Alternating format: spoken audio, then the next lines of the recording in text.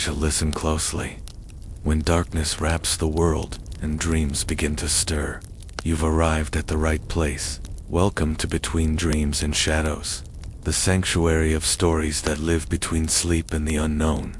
Here, every tale is more than a story. It's a portal to hidden worlds, forgotten secrets, whispers from beyond, and shadows that speak as your eyes begin to close. If you're drawn to mysteries, haunting legends, and stories that send shivers down your spine, this channel is your new nighttime ritual. Before we begin, I invite you to become part of this growing nightbound community. Subscribe now and turn on the notification bell so you never miss a tale. New stories drop regularly, always under the veil of night. Like this video if you enjoy that chill before sleep. It helps this channel grow and lets me bring you deeper, darker stories. Drop a comment below. Have you ever had a strange dream or felt something watching in the dark? Your experience might inspire the next tale now. Take a deep breath, turn off the lights, leave the world behind, and get ready to drift between dreams and shadows. Setting the atmosphere. It was precisely 2:03 a.m. when Nathaniel heard the first breath of the night shift wind against his old cabin window. Not a gust, not a howl, just a breath, subtle, inhuman, almost thoughtful.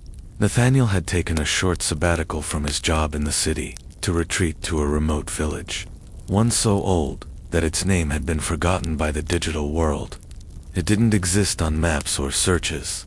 No cell signal, no internet, only crooked dirt roads, gaslight-style lanterns, and rumors whispered by wrinkled mouths about the forest that surrounded the place like a protective shell. The cabin itself was nestled at the edge of that forest.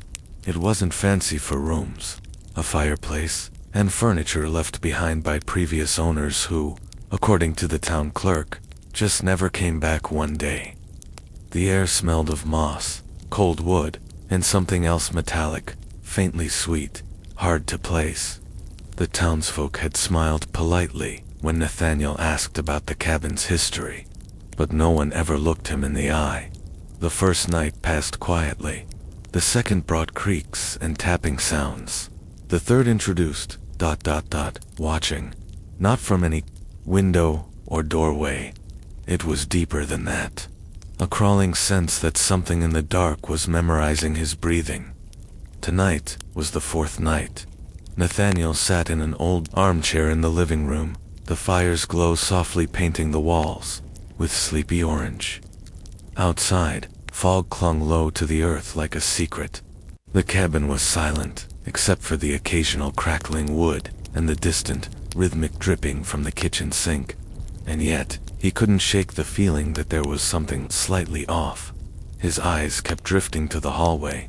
Something about its length seemed unnatural now. Had it always been this long? The shadows pooled at the far end, darker than the night outside, more like voids than lack of light.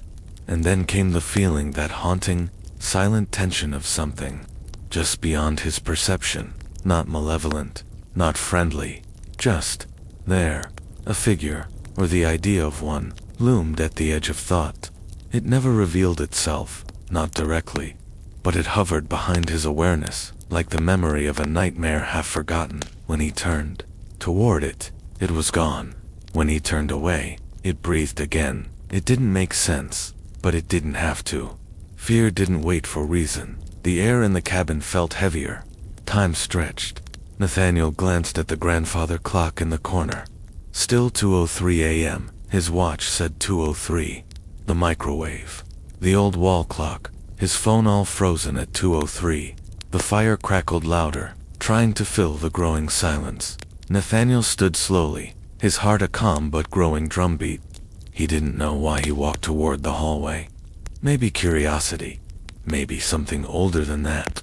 But each step forward was a whisper from the past, a warning carved into forgotten wood. This place does not sleep. It remembers. And tonight, it remembered him.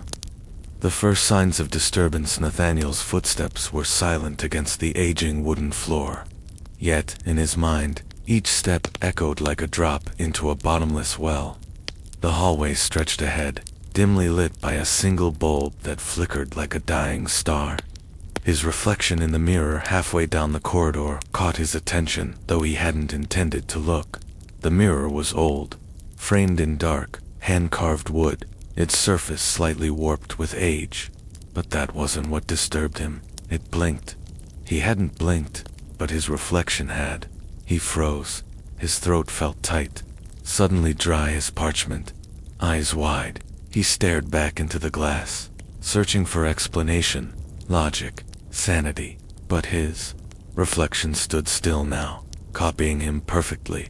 Too perfectly, unnaturally still, as though it knew it had been caught. A single droplet of sweat slid down Nathaniel's temple. The bulb above buzzed, casting the hallway into strobe-like pulses. That's when he noticed it. The rug at his feet, woven with abstract patterns, wasn't aligned as it had been before. A corner lifted ever so slightly, like a toe poking from beneath a sheet. Nathaniel leaned forward and gently pulled it back. Dust, and a single fingernail. Clean, pale, cracked on one side, left there as though it had been placed purposefully.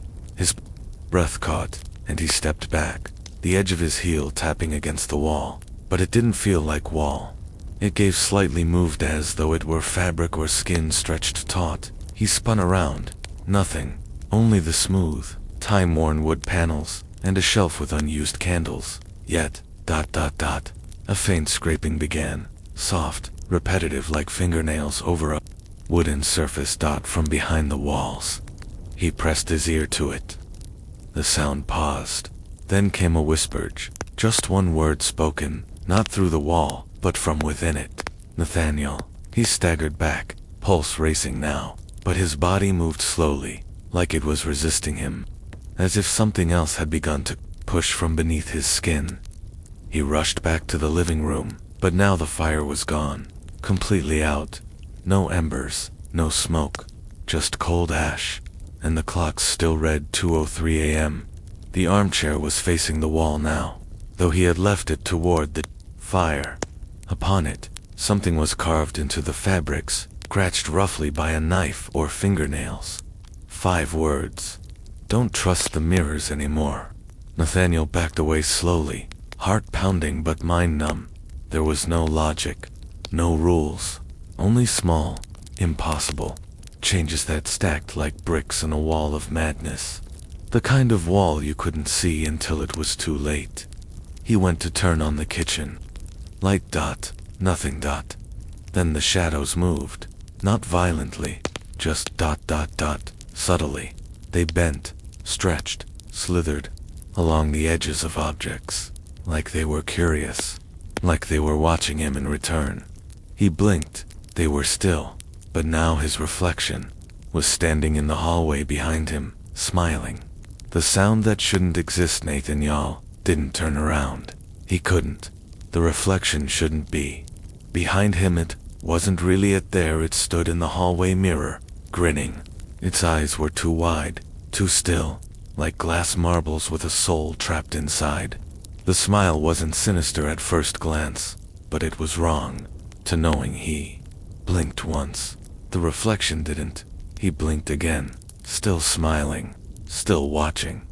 It was then he heard the sound, not with his ears, with his bones. A low hump, faint, vibrational like an ancient machine, waking up beneath the floorboards. It rose gently, the way nausea does when it's too late to stop it. Then, layered beneath it, a whisper, soft, distant, dozens of voices overlapping, some in reverse, some in languages that hadn't been spoken in centuries. They weren't speaking to him. They were speaking about him. Nathaniel backed away from the mirror. The grin followed, just a fraction of a second too late, as if it had to process what he was doing before mimicking it. Stop, he whispered to himself, barely audible, but something else responded, from inside the walls. No, he turned sharply, knocking over a vase. It shattered, but the sound was wrong. It echoed like it had fallen in a vast cave, not a small cabin room. Nathaniel stepped cautiously into the kitchen, hoping, praying for something familiar, but the faucet was running. He hadn't used it. and the dripping had changed. It wasn't rhythmic anymore. It was syllabic: tap, tap, tap, tap, pause, tap, dot, like code, like language. As he reached out to turn the handle, the humming sound returned, but louder now. It wasn't just from the floorboards anymore. It came from every surface: the ceiling, the walls, the plates, even the air. His vision pulsed with each wave of sound. And then came the voice, different from the whispers, clearer, closer. It spoke directly into his right ear. "I'm still learning your shape." Nathaniel's knees nearly gave out.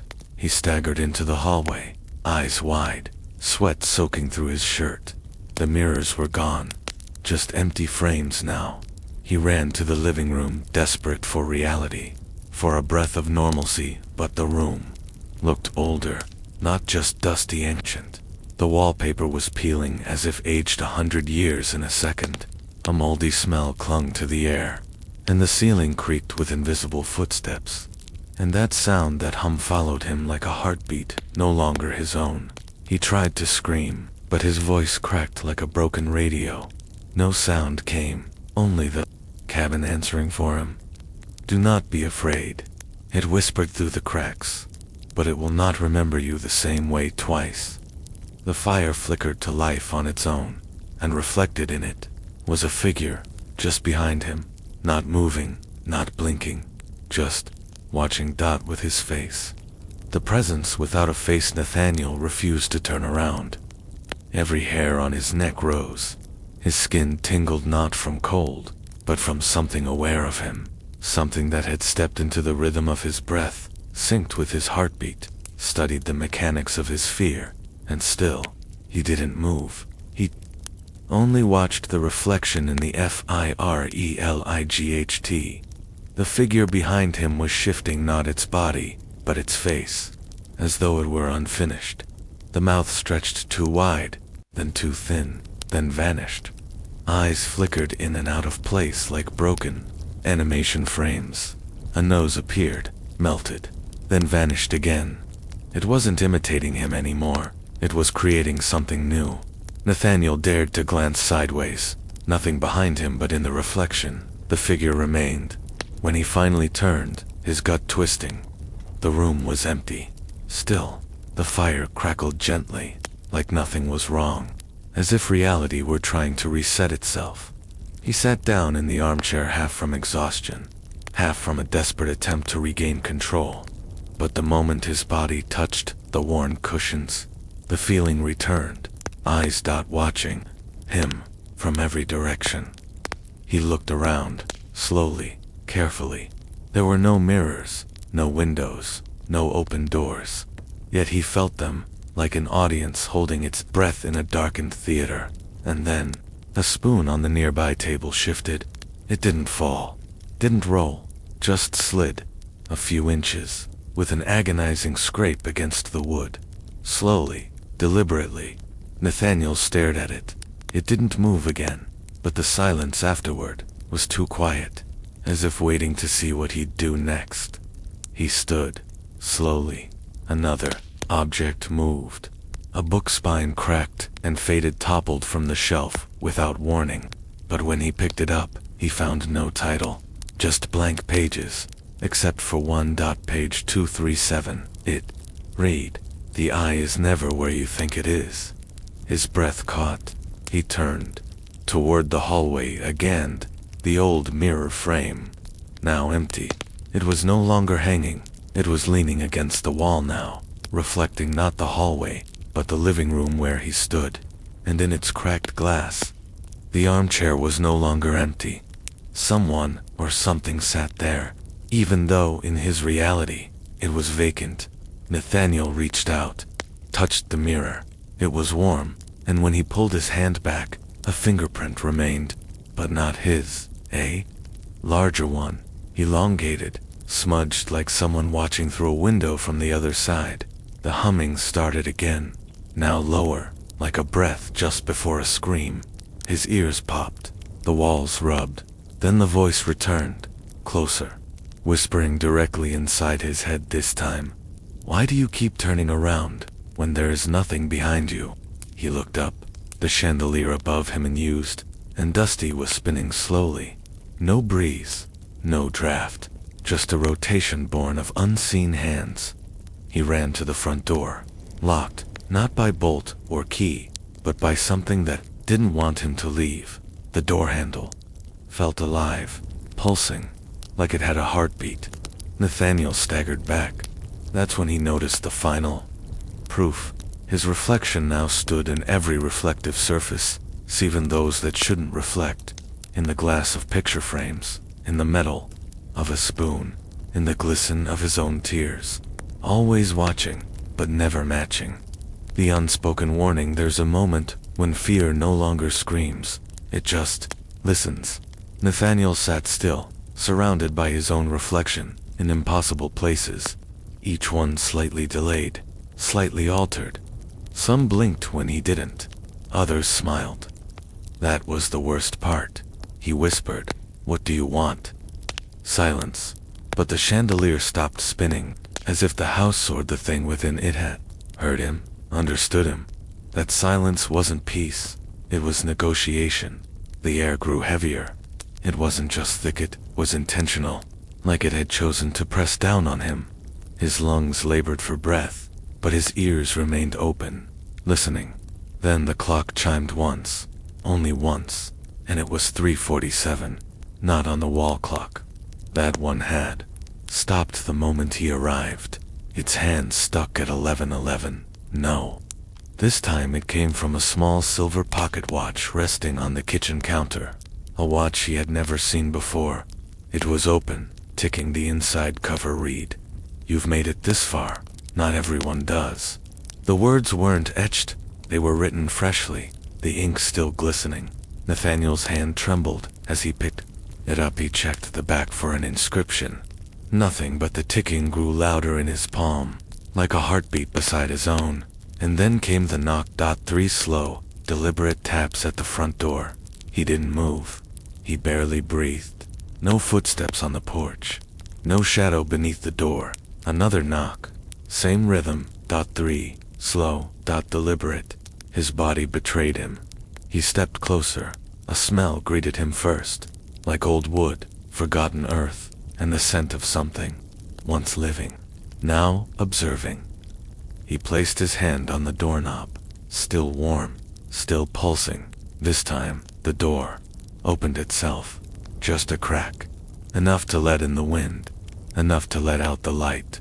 Beyond the door stood no figure, no person, only darkness, but not the night. This darkness had depth, layers, like the inside of an eye. And there, in the distance, something moved. Not a person, not an animal, but a shape.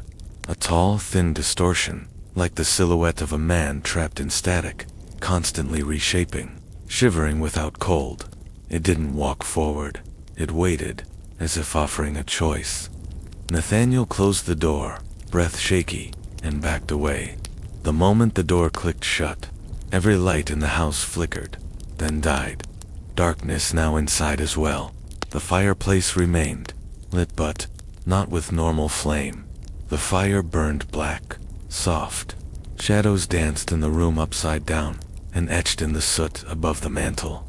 Letters began forming on their own, as though a finger were writing them from the inside out. "Don't forget what you saw. It won't forget you." Nathaniel blinked. The words vanished. The fire returned to normal. He reached for his phone, hoping for light, for connection, for reality. The screen lit up for a second, then glitched, then displayed a single notification. "Call missed unknown, under it." A voicemail. He hit play. The recording was only a breath, and then a whisper that sounded far too much like his own voice. "Don't answer next time." His blood ran cold. Everything, every object, every moment wasn't random. It was coordinated. There was a message hidden in the rhythm, in the furniture rearranging itself, in the lights flickering, not with fear, but instruction. It was a warning, and it wasn't over. Nathaniel now understood. He wasn't dealing with a haunting. He was inside something's system, and it was learning him. The moment of truth there.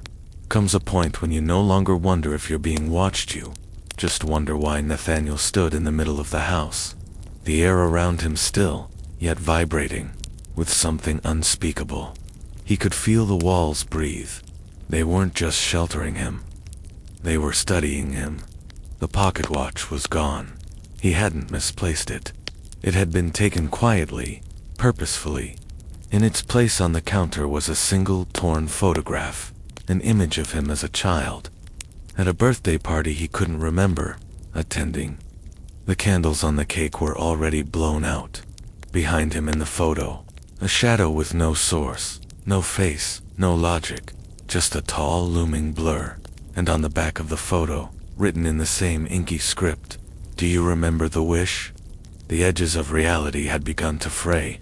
Nathaniel felt his memories peeling back, revealing versions of events that couldn't have happened, but still did. He remembered the staircase having 10 steps. Now there were 11. He remembered a mirror above the fireplace. There had never been one. But there it was now, reflecting a part of the room he wasn't standing in. That was the breaking point. He approached the mirror, slowly, carefully. It didn't reflect him. It showed the hallway. Behind him, a hallway that shouldn't exist. He turned around. Only wall. But in the mirror, it was there. Long, dimly lit, leading somewhere unseen. Choice now lay before him. He could stay in this house, pretend the rules still applied. Or he could step through the threshold of illusion and truth. His hand pressed to the mirror.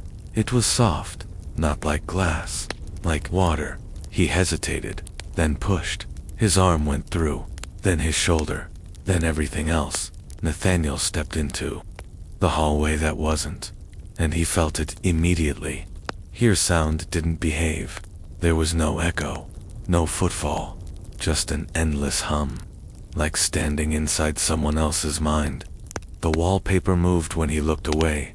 Each step forward stretched time. Seconds felt like minutes. The walls leaned inward the farther he walked, whispering nonsense words, half memories, and his name, spoken by himself. At the hallway's end was a single wooden door, plain old, but with one message scratched into it by something not human.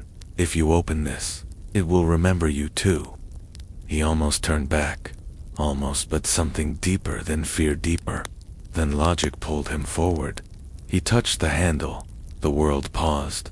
His breath hung in place, frozen in time. His heartbeat stopped for 1, 2, 3 beats, and then the door opened. Behind it a room, his room, from childhood, the one he'd forgotten after a fire that supposedly destroyed everything. The walls were the same pale blue. The stars on the ceiling still glowed. His old teddy bear, half-burned, sat on the bed. Nathaniel stepped in. A chill passed through him, not of cold, but of memory, and on the nightstand, a tape recorder, already playing. No sound at first, then a voice, his mother's. "Sleep tight, darling. Don't forget to wish before you sleep." Then silence. Then the sound of his own voice, as a child. "I wish I could talk to the shadows." He stared into the mirror on the wall. He now knew where it had all started, and worse, he knew it wasn't over. Something had heard that wish, and it had been answering ever since. The inevitability of darkness. Some doors don't just open, they let things out.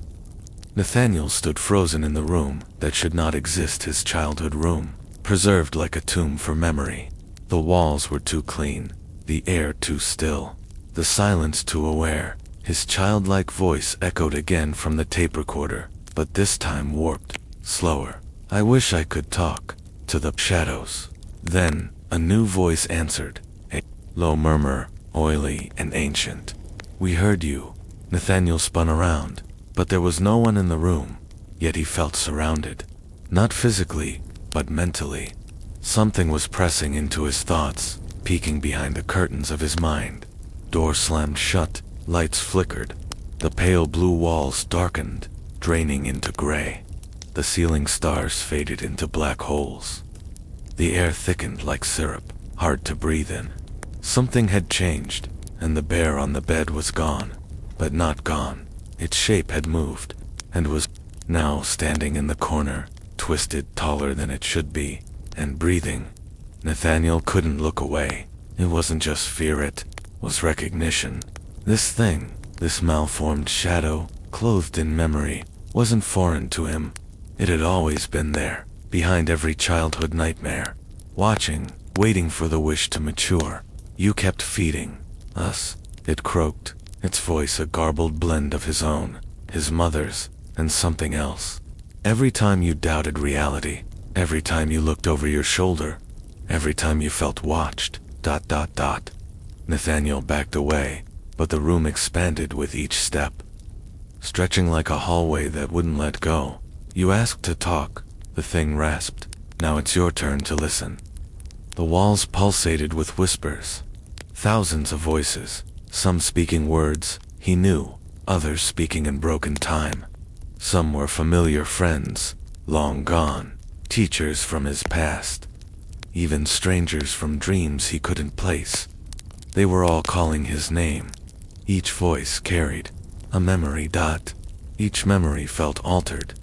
He saw himself sitting on the floor as a child, holding the pocket watch. Only this time, he wasn't alone. Something knelt beside him, a figure just out of sight, with hands that left no shadow. It had whispered into his ear that night, but he had forgotten until now.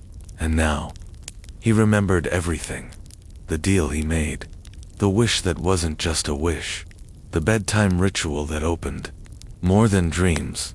I said I wanted to talk to shadows, Nathaniel whispered, barely able to form the words.